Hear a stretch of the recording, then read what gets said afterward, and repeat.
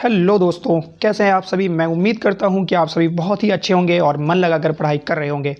दोस्तों, जैसा कि पता है कि अभी रेलवे ग्रुप डी का एग्ज़ाम चल रहा है और इसमें रीजनिंग और मैथ्स एक बहुत ही बड़ा फैक्टर होने वाला है। तो जैसा कि अभी रेलवे ग्रुप डी के एग्ज़ाम में एक क्वेश्चन देखने को मिल रहा है बहुत ज़्यादा, और ऐसे 4 क्वेश्चन हमें हर शिफ्ट में देखने को एवरेज मिल रहे हैं। इसमें क्या होता है कि कोडिंग डिकोडिंग से रिलेटेड ही है, एक स्टेटमेंट आपको मिलता है और स्टेटमेंट को पढ़कर आपको जवाब देना होता है। और ये 4 सवाल आपके एग्ज़ाम में देखने को अभी मिल रहे हैं। जिनका भी एग्ज़ाम आने वाला है उनके लिए ये जो वीडियो है बहुत ही इंपॉर्टेंट होने वाला है और वो 4 मार्क्स गेन कर सकते हैं।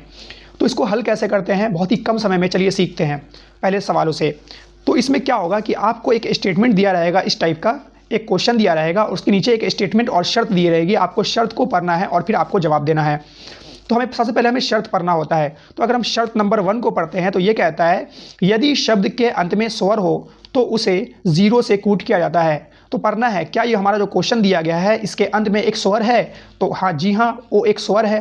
तो ओ को क्या करेंगे, हम 0 से बदल देंगे। यानी हमें इतना पता है कि लास्ट में हमारा जो आंसर आएगा उसके लास्ट में 0 आएगा। तो 0 देखिए, बाय ऑप्शन अगर करते हैं सब में 0 आ रहा है, तो 0 को स्किप करते हैं। अगला स्टेटमेंट पढ़ते हैं, यदि किसी शब्द में 2 समान व्यंजन लगातार हो तो दोनों को 8 से कूटित किया जाता है। तो क्या हमें शब्द के अंदर 2 समान व्यंजन मिलते हैं? नहीं, 2 लगातार व्यंजन तो कहीं पे देखने को नहीं मिल रहा है। तो ये स्टेटमेंट हमारा गलत है। स्टेटमेंट नंबर 3 को अगर पढ़ते हैं, यदि शब्द में 2 से अधिक स्वर हो तो सभी स्वरों को 6 से कूटित किया जाता है। कहने का अर्थात ये है कि अगर हमें शब्द के अंदर 2 से अधिक स्वर देखने को मिलते हैं तो सभी स्वर को 6 से बदल देंगे। तो 2 से अधिक स्वर देखने को बिल्कुल मिल रहे हैं, ए है, यू है, आई है, ओ है। तो जो जो स्वर है सबको 6 के रूप में लिख देंगे। तो हम क्या करेंगे, ए को भी 6 लिख देंगे, यू को भी 6 लिख देंगे, और डी को क्या करेंगे, डी का परसेंटेज है तो डी का परसेंटेज लिख देंगे। उसके बाद क्या करेंगे, आई को क्या करेंगे, 6 लिख देंगे, तो आई का भी 6 आएगा। और ओ का ऑलरेडी बोल चुका था वो कि ओ को हमें क्या लिखना है, 0 लेना है। तो हमारा आंसर ये हो जाएगा 6 परसेंटेज 6 0। तो ऑप्शन नंबर बी हमारा आंसर हो जाएगा। तो चलिए चलते हैं अगले सवालों के ऊपर। तो हमारा अगला सवाल भी सेम ऐसा ही है। हमें एक स्टेटमेंट देखने को मिलता है और कुछ शर्तें हैं, हमें शर्त को पढ़ना है और हमारा जो क्वेश्चन है मैथ्स, इसका जवाब देना है। तो शब्द में पहला शर्त क्या कहता है, तो पहला शर्त जो है हमारा ये कह रहा है कि यदि शब्द में कोई अक्षर 2 बार आए तो दोनों स्थानों पर उसे 9 से कूटित किया जाता है। कहने का मतलब ये है कि अगर शब्द में कोई भी अक्षर 2 बार रिपीट होगा ना तो दोनों को 9 के रूप में बदल देंगे। तो देखते हैं मैथ्स के अंदर कोई भी शब्द 2 बार आ रहा है? नहीं, कोई भी 2 बार नहीं आ रहा है, तो ये हमारा शर्त गलत हो जाएगा। तो चलते हैं अगले शर्त के ऊपर। यदि शब्द का पहला अक्षर व्यंजन है तो उसे 1 से कूटित किया जाता है। तो पहला अक्षर एक व्यंजन है, जी हाँ, एम एक व्यंजन है, तो एम के को हम क्या कर देंगे, 1 बना देंगे। तो शुरू में हमारा 1 आएगा, 1 सभी ऑप्शन में देखने को मिलता है।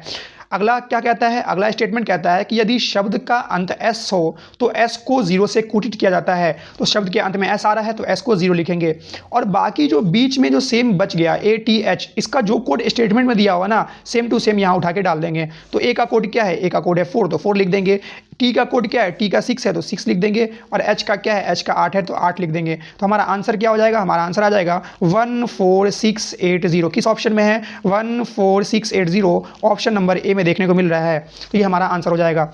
चलिए सॉल्व करते हैं एक और सवालों को और बूस्ट करते हैं अपने नंबरों को। तो सेम एक और सवाल दिया गया है, फिर से क्या करेंगे, ये हमारा स्टेटमेंट है और ये हमारा कुछ शर्तें हैं, शर्त को पढ़ना है और हमारे क्वेश्चन को का जो है जवाब देना है। तो हमारा पहला शर्त क्या कहता है कि यदि शब्द के मध्य में स्वर हो तो उसे 8 से कूटित किया जाता है। यानी कहने का मतलब है कि शब्द के बीच में अगर कोई स्वर है ना तो उसे 8 से बदल दीजिए। तो शब्द के बीच में कोई स्वर है, एकदम बीच में कोई स्वर है, तो एकदम बीच में तो कोई स्वर देखने को हमें नहीं मिल रहा है। तो अगला स्टेटमेंट क्या कहता है, तो ये गलत हो जाएगा। अगला क्या कहता है, यदि शब्द का पहला अक्षर स्वर हो तो उसे 1 से कूटित किया जाता है। जी हाँ, नहीं, इसमें भी स्वर नहीं है, पी के अंदर स्वर तो है नहीं, तो ये भी स्टेटमेंट गलत हो जाएगा। कहता है 3 नंबर कि यदि कोई अक्षर ठीक 2 बार आए तो दोनों को 3 के रूप में कूटित करेंगे। तो ऐसा तो कुछ है नहीं, तो ये भी गलत हो जाएगा। तो फिर सॉल्व कैसे करेंगे, तो इसमें जो दिया गया है कोड सेम इसका जो है इसमें यहाँ पुट कर देंगे। जैसे कि P की वैल्यू यहाँ 5 है ना, तो P को 5 लिख देंगे। उसके बाद L की वैल्यू कितना है, 7, तो L को 7 लिख देंगे। उसके बाद A की वैल्यू कितनी है, 9, तो 9 लिख देंगे।